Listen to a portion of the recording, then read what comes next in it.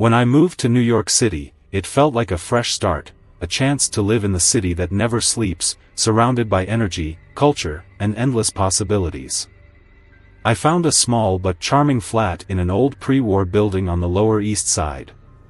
The rent was surprisingly affordable for the area, and despite the building's age, the apartment had a certain character that I immediately fell in love with: the high ceilings, the original hardwood floors, the vintage moldings. It was perfect. The first few weeks went by without incident.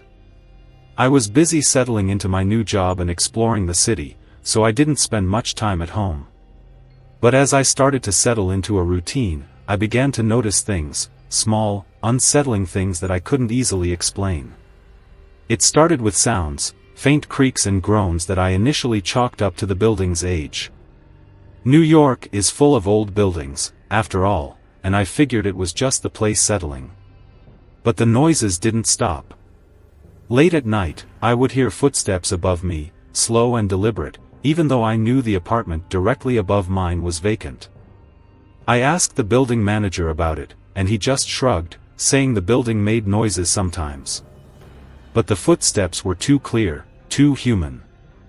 They moved with a purpose, like someone was pacing back and forth.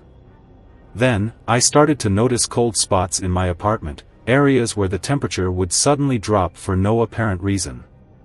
At first, I thought it was just a draft, but the cold would linger, even when the windows were shut tight.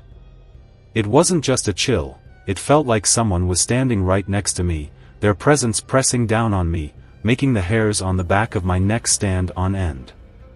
One evening, I came home late from work, exhausted and ready to collapse into bed. As I walked down the hallway toward my bedroom, I saw something that stopped me dead in my tracks. The door to my bedroom was slightly ajar, even though I was sure I had closed it that morning. My heart pounded in my chest as I reached out to push it open, half expecting someone to be inside. But the room was empty. I tried to brush it off, telling myself I must have forgotten to close the door. But as I turned to leave, something caught my eye. There was a small pile of dust on the floor, right in the middle of the room, as if someone had been walking around in dirty shoes. I hadn't noticed it before, and I had definitely vacuumed the day before. The sight of it made my skin crawl. The next day, I asked a neighbor about the building's history. She was an older woman who had lived there for decades and knew everything about the place.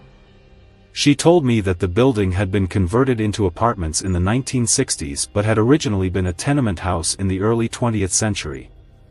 It had a dark history. There had been a fire in the building in the 1920s that had claimed the lives of several residents.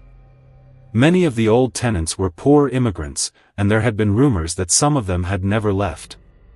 After that conversation, the strange occurrences in my flat seemed to escalate.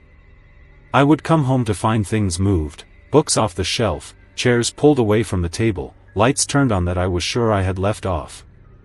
One night, as I was lying in bed, I heard a loud thud from the living room, as if something heavy had fallen. I rushed out to check, but everything was in its place.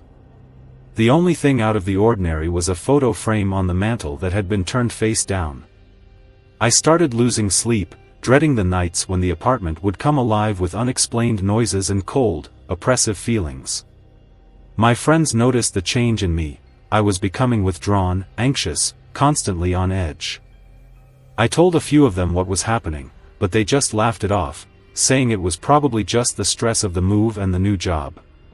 But I knew it was more than that. One night, I decided to set up a camera in the living room, hoping to catch whatever was happening while I slept. I wasn't sure what I expected to find. Maybe I was just looking for proof that I wasn't going crazy. The next morning, I nervously reviewed the footage. At first, there was nothing. The apartment was dark and still, just as it should have been. But then, around 3 a.m., the camera picked up a faint movement. The door to the hallway slowly creaked open, even though I had closed it before going to bed.